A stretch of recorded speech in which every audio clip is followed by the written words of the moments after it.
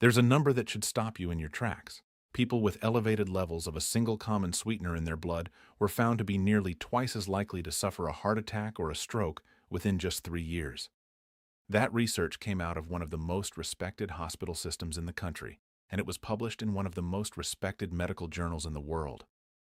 Here's the part that catches people off guard. That sweetener is often sitting inside the very stevia or monk fruit packet you reached for because you thought it was the safer option.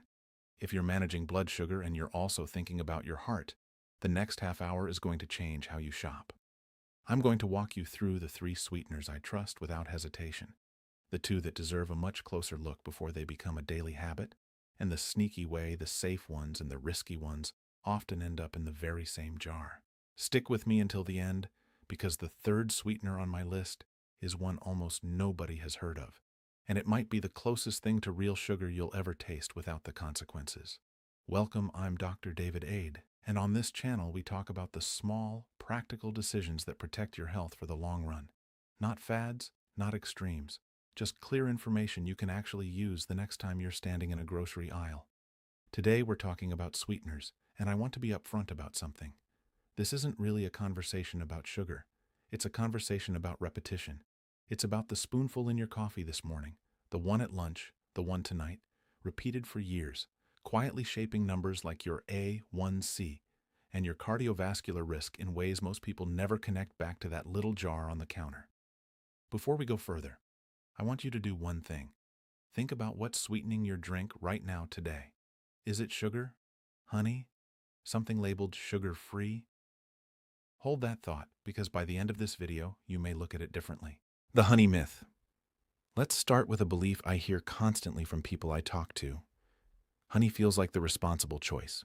It's natural. It's been used for generations. Surely it can't be treated the same way as a spoonful of white table sugar? I understand exactly why that belief sticks around. Honey carries this image of being closer to a home remedy than a dessert topping. But your bloodstream doesn't care about packaging or tradition. It only responds to how quickly something converts into glucose, and that's measured by something called the glycemic index. Plain white sugar sits around 65 on that scale. Honey ranges anywhere from the mid-50s to as high as 70, depending on the source and how it was processed. In other words, honey and sugar arrive in your blood at roughly the same speed. Honey isn't a gentler alternative. It's the same effect, just with better marketing. Here's why that distinction matters more for you than it might for someone in their 30s. Imagine your pancreas as an engine that has already logged a lot of miles. Every time sugar, in any form, hits your bloodstream, that engine fires up and pushes out insulin to manage it. In someone living with type 2 diabetes, the cells responsible for that insulin output are already working with less capacity than they used to have. One sweet moment isn't the problem. It's the relentless repetition, day after day, that wears that engine down further. The hidden math behind your A1C. Let me put real numbers on this, because abstract warnings rarely change behavior the way concrete math does. 1 teaspoon of sugar in your coffee, 3 times a day, adds up to more than 2 pounds of pure sugar over the course of a year, from coffee alone. A single spoonful of honey stirred into your morning yogurt comes out to over 6 pounds of fast-absorbing sugar annually, entering your blood before you've even figured out what you're having for lunch. A teaspoon feels like nothing in the moment you're holding the spoon. But this is so often the quiet, overlooked reason someone's A1C refuses to budge, even when they're doing everything else right. Watching their plate, taking their daily walk, following their care plan to the letter. So if sugar and honey both need to take a step back, what's left that still lets you enjoy something sweet? That's exactly where we're headed next. Sweetener number 1, stevia. The first sweetener I want you to trust is one you've likely already seen on a grocery shelf: stevia. Stevia isn't manufactured in a lab from scratch. It's extracted from the leaves of a small green plant, and people have been using those leaves for sweetness for centuries, long before anyone had measured a glycemic index. What makes it valuable to you today is what happens once it enters your body, which is essentially nothing. The compound responsible for its sweetness, riboside A, passes through your system without being broken down for energy. Your body never treats it as sugar, which means a glycemic index of 0 and almost no calories. It physically cannot spike your blood sugar because there's nothing there for your body to convert. This isn't a hopeful assumption. A 2024 research review that pooled multiple studies on stevia's effects on blood sugar and A1C confirmed it belongs in the small category of sweeteners with little to no measurable impact on glucose control. This is well-established science, not a trend. So why do so many people try stevia once and never touch it again? One word: bitterness. And here's what almost nobody explains to them. That bitter aftertaste usually isn't stevia's fault. It's a purity problem. A clean, well-extracted rebodioside. A product tastes smooth. A cheap, poorly processed version carries a sharp medicinal bite that sends people straight back to the sugar bowl. There's a second issue, and it's about quantity. Stevia can be anywhere from roughly 200 to 300 times sweeter than table sugar. Let that sink in for a second. A small pinch goes a long way, and going even slightly past that pinch tips the whole cup into bitterness. Picture a single drop of food coloring in a tall glass of water. A tiny amount transforms it completely, and a heavy hand ruins it. This is also why stevia performs beautifully in a hot drink, but struggles in baking, where it can't replicate the structure and browning that sugar provides. I think of a patient I'll call Eleanor, 71, a retired librarian who told me she'd written stevia off years earlier because her coffee tasted, in her words, like cough syrup. When I asked how she was measuring it, the issue became obvious. She was using the same coffee spoon she'd used for sugar her entire life, a full heaping spoonful of something hundreds of times stronger than what she was used to. We switched her to a high-purity rebodioside A product and a genuinely tiny pinch. She came back a week later, almost laughing, calling it a completely different drink. Stevia hadn't failed her, the dose had. Sweetener number 2, monk fruit. If stevia still isn't quite your taste, there's a gentler option with very little aftertaste, and it earns its place as the second sweetener I trust without reservation: monk fruit, sometimes labeled luohan guo. This one carries an old story. Traditional healers in southern China have used this small green melon for nearly 1,000 years, long before modern chemistry could explain why it worked. What was known by tradition, we can now explain through science. Monk fruit's sweetness comes from natural compounds called magrosides. Much like the rebodioside in stevia, your body doesn't metabolize these for energy. They pass through without triggering an insulin response, without raising glucose, and without contributing meaningful calories or carbohydrates. For someone watching their blood sugar closely, that's about as clean as a sweetener can be. Monk fruit is also intensely concentrated, somewhere between 100 and 250 times sweeter than sugar, so the same rule applies here. A very small amount is all you need. Where monk fruit tends to win people over is taste. Many of my patients who couldn't tolerate the edge of stevia find monk fruit far smoother and rounder, especially in coffee, tea, or a morning smoothie. If stevia and monk fruit were your only two options, plenty of people would happily land here, simply because it's easy to enjoy without a fight. But I want to flag something important, something I'll come back to later in this video, because it changes how you should shop. What's printed boldly on the front of a monk fruit package is not always an accurate picture of what's actually doing the sweetening on the inside. Keep that in the back of your mind. We'll return to it. Sweetener number 3, allulose. Before we get to the third sweetener, tell me something in the comments. Right now, is it stevia, monk fruit, or something else entirely sitting in your kitchen? Now, the third sweetener I want to introduce you to is one most people have never tried: allulose. That's unfortunate because in many ways it's the most impressive of the three. Allulose belongs to a category scientists call rare sugars. It occurs naturally in small quantities in foods like figs, raisins, and maple syrup. Yet, your body processes it in a completely different way from ordinary sugar. Here's what surprises people most. It genuinely tastes like sugar. Not a clever imitation that's close enough. It carries roughly 70% of the sweetness of table sugar with that same familiar, clean taste and none of the bitter edge that trips people up with stevia. For anyone who's cycled through substitute after substitute and quietly missed the honest taste of real sugar, allulose is often the one that finally feels right. But taste is only the beginning. What makes allulose genuinely exciting from a health standpoint is what it does inside your body. It carries almost no calories and has practically no measurable effect on blood sugar. Research in humans has shown that when people consume allulose alongside a meal, their blood sugar and insulin response can actually be reduced, with the clearest benefit showing up in people who are pre-diabetic or living with type 2 diabetes. Part of how it appears to do this is by encouraging the release of a hormone called GLP-1, which plays a role in how your body regulates glucose. I want to be careful with this point. Allulose is not a medication, and I'm not suggesting you treat it like one. But it's worth knowing that GLP-1 is the same pathway behind some of the newer diabetes medications generating so much attention right now. It's notable that something as simple as a sweetener nudges in that same direction. A 2021 study published in BMJ Open Diabetes Research and Care tracked glucose and insulin responses after a sugar load when allulose was included, and the results pointed toward a measurable, favorable effect rather than a spike. Some research has also explored allulose's relationship to body weight, with early findings suggesting it may support fat loss and healthier body composition over time.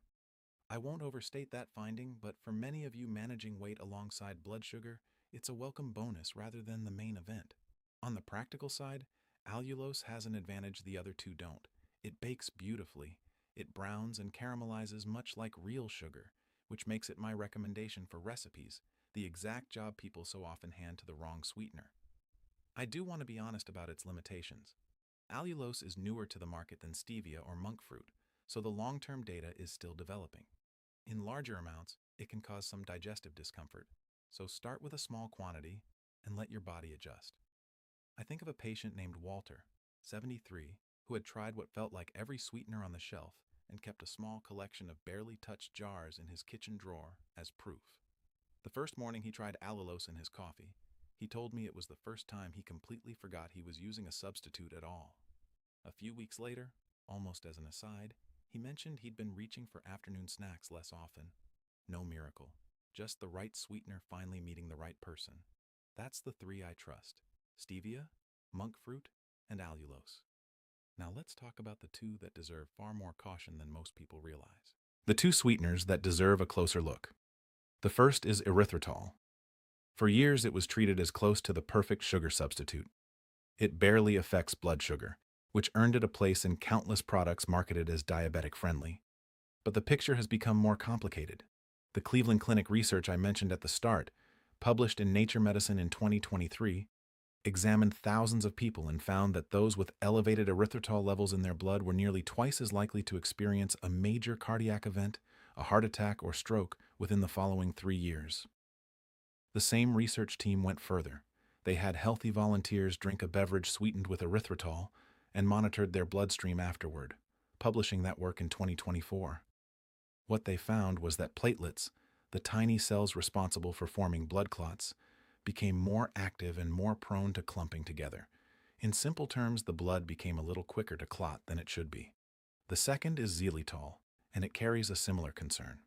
In June of 2024, the European Heart Journal published findings showing that xylitol also appears to promote clotting activity and is associated with increased cardiovascular risk. And if there's a dog in your household, there's something else you need to know. Xylitol is severely toxic to dogs, even in very small amounts. It needs to be stored as carefully as you would store any medication. Holding this information. Fairly now, I need to slow down and be precise here, because how you interpret this matters just as much as the findings themselves. These studies show an association, a statistical link, not direct proof that these sweeteners cause heart attacks. There's a genuine complication worth understanding. Your body naturally produces small amounts of erythritol on its own as part of normal metabolism. That means an elevated level in your blood could potentially reflect an underlying metabolic issue rather than simply how much erythritol you've eaten. That distinction matters. It's also worth saying clearly that the FDA continues to classify erythritol as safe for consumption. I'm not telling you these sweeteners are dangerous in every case. I'm telling you the signal in the research is strong enough to warrant genuine caution, especially if you already have heart disease or carry significant cardiovascular risk. That's a conversation worth having directly with your own doctor before making either of these a daily habit. Why natural labels can still mislead you. Here's where this becomes more urgent than it might first appear. The two sweeteners I just asked you to approach carefully may be hiding inside the very stevia or monk fruit product you assumed was your safest option. Walk down any grocery aisle and you'll see packages with stevia or monk fruit printed boldly across the front. It feels like a safe choice, so it goes in the cart. But flip that package over and read the actual ingredient list, and very often the first ingredient listed isn't stevia or monk fruit at all. It's erythritol. Manufacturers frequently use erythritol as a bulking agent, giving the product the volume and spoonable texture people expect from real sugar. Because a true dose of pure monk fruit extract is so concentrated and so small, it's difficult to package and measure on its own, which is exactly why monk fruit products are so commonly blended with erythritol. So you end up in this strange position. The product you believed was your top, safest choice often turns out to be mostly the very ingredient you were just told to watch carefully. That's why reading the back of the package before you buy it, not after, matters so much. There's a related trap I see constantly in comment sections on videos like this one. Someone will mention proudly that they switched to a monk fruit and Splenda blend. Here's the catch. Splenda is sucralose, an artificial sweetener, not a natural one, and it's exactly the category we're trying to move away from. The World Health Organization issued guidance in 2023 recommending against relying on non-sugar sweeteners for long-term weight management. If you're focused on protecting your metabolic health for years to come, the cleaner, naturally derived options remain the steadier ground to stand on. There are a few additional mistakes worth naming clearly. The first is treating sugar-free as a green light to eat without limits. A cookie made with the cleanest sweetener available can still be built on refined white flour, modified starch, and processed oils, all of which affect blood sugar and overall health in their own right. The right sweetener inside the wrong food doesn't rescue it. Read the entire nutrition label, not just the line that mentions sugar. The second is what I call psychological compensation. You make a genuinely good change, switching your coffee to a clean sweetener, real discipline behind that decision, and then, without quite noticing, that small win gives you permission to loosen up somewhere else. A bigger dessert on the weekend, an extra snack in the afternoon, a small reward because surely you've earned it. That quiet bargaining can erase the entire benefit of the good choice you made. I had a patient, I'll call her Diane, 66, who came in pleased that she'd switched to monk fruit, genuinely confused as to why her A1C hadn't moved at all. We turned her package over together and found erythritol listed as the primary ingredient. And in the course of our conversation, it became clear she'd also been treating herself a little more generously elsewhere, confident she'd already done the hard part. Two separate mistakes stacked inside one habit. Let's bring all of this together into something you can actually act on the next time you're at the store. You do not need to give up sweetness to take care of your blood sugar or your heart. You have 3 sweeteners worth trusting: stevia, monk fruit, and allulose. And 2 that deserve a much more careful eye: erythritol and xylitol. Here's how to put that into practice. First, before anything goes into your cart, flip the package over and read the ingredient list. If erythritol or sucralose appears at or near the top, set it down and look for a purer version. Second, match the sweetener to the task. For everyday coffee or tea, reach for a high-purity stevia or monk fruit product and use only a small pinch. For baking, allulose is your best option. Third, a practical note. Allulose can be harder to find on standard grocery shelves than the other two, so you may have better luck ordering it online or checking a health food store. Fourth, if you live with heart disease or carry meaningful cardiovascular risk, talk with your own doctor about how comfortable they are with you using erythritol or xylitol on a regular basis. And finally, don't let the words sugar-free become a quiet permission slip to eat more elsewhere in your day.